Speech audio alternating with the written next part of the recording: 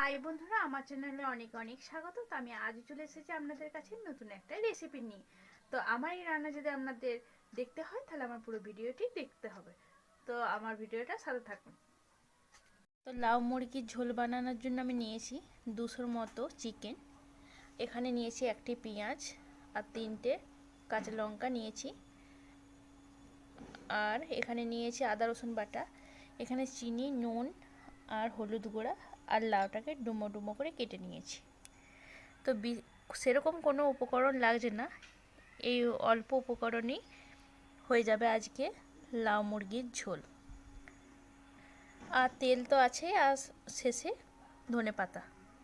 আমি কড়াই চাপিয়ে দিয়েছি আর গ্যাসও অন করে দিয়েছি, আর আমার কড়াই তেতেও গেছে। এরপর আমি তেল দিয়ে দেব। তো দেখুন আমি তেল দিয়ে দিয়েছি, আর তেল আমি কিন্তু বেশি দিইনি, দেখুন অল্পই দিয়েছি। তো তেলটা আমার চলে এসেছে, এরপর আমি পেঁয়াজটা দিয়ে দিলাম।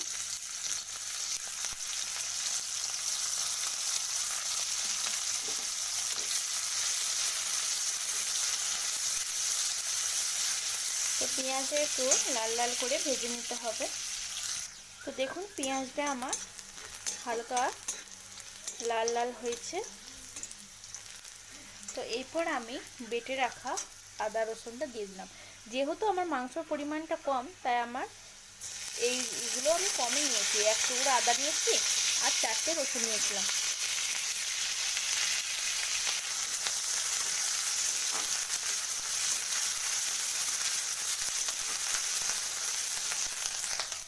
তো দেখুন এরপর আমি হলুদ গুঁড়াটা দিয়ে দিলাম 1 চামচের মতো।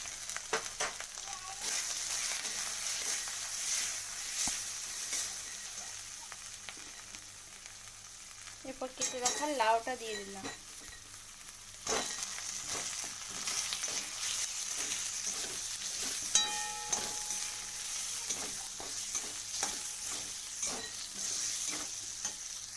তো যেহেতু আমার বাচ্চাই খাবে, তাই আমি কাঁচা লঙ্কাটা চিড়ে দিলাম না, গোটা গোটা দিয়ে দিলাম দুটো।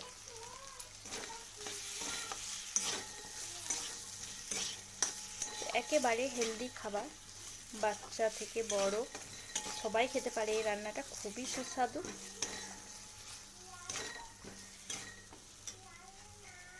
এরপর আমার ধুয়ে রাখা চিকেনটাকে দিয়ে দিলাম।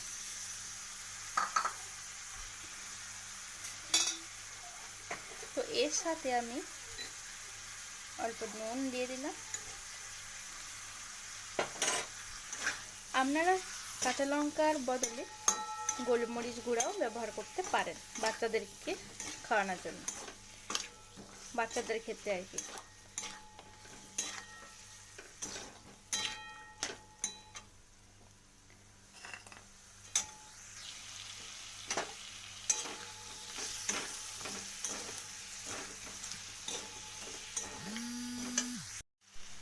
তো দেখুন একটু বেশিক্ষণ করে কষে নিতে হবে।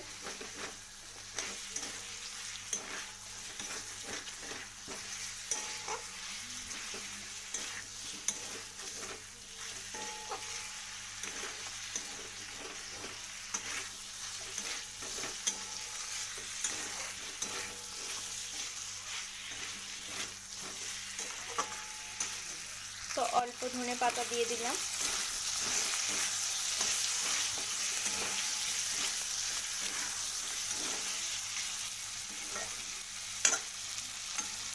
তো এরপর আমি জল অ্যাড করব।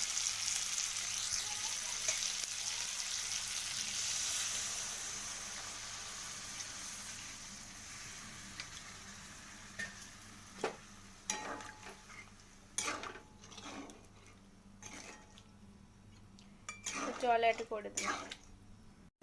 এটা আমার হয়ে গেছে, লাউ সিদ্ধ হয়ে গেছে, দেখতে পাচ্ছেন লাউটা সিদ্ধ হয়ে গেছে। নামানোর আগে আমি আর 2টি ধনেপাতা দিয়ে দিলাম, তার সঙ্গে গরম মশলার গুঁড়া একটু দিয়ে দিলাম।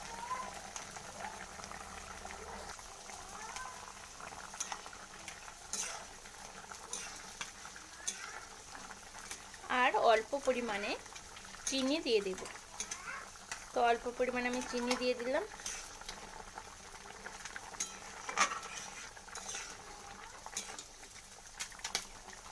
একেবারে হেলদি ঝোল, দেখুন বাচ্চা থেকে বড় সবাইকারই খাওয়া চলবে।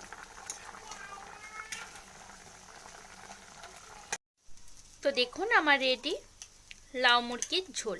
তো আমার রান্না যদি আপনাদের ভালো লেগে থাকে তাহলে অবশ্যই কমেন্টে জানাবেন, তার সাথে লাইক শেয়ার করতে ভুলবেন না। আর নতুন বন্ধুরা আপনাদের বলছি অবশ্যই অবশ্যই আমার চ্যানেলটিকে সাবস্ক্রাইব করে নেবেন। তো ভালো থাকবেন, সুস্থ থাকবেন। আজকের মতো টাটা। আমি আবারও আসবো আপনাদের কাছে নতুন কোনো রেসিপি নিয়ে।